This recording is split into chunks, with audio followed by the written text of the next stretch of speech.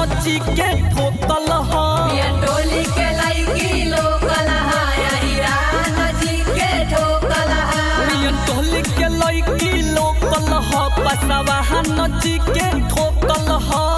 बोला बोला भुरका वाली माल की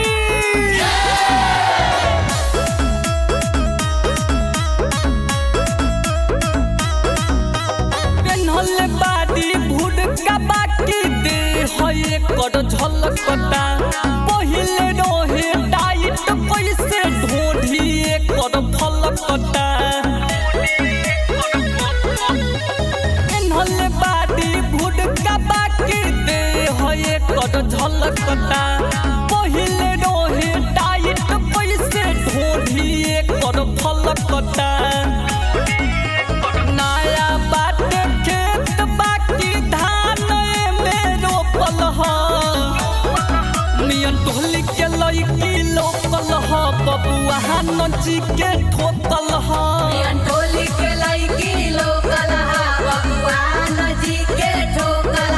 मियन टोली के लड़की लोकल ह सुन सिंह जी के ठोकल ह बोला बोला माल महाराज की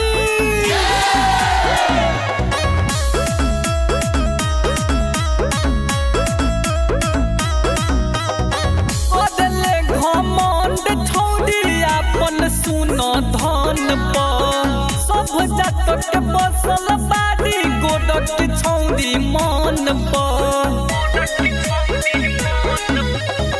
बदले घमंड छोड़ी अपन सुन धन पर सब जात के बसल बाड़ी गोडक छौड़ी मन पर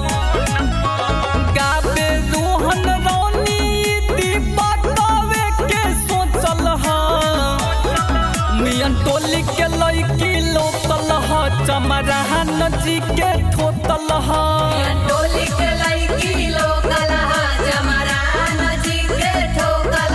मियन टोली के लड़की लोकल ह सुन सब जात के ठोकल ह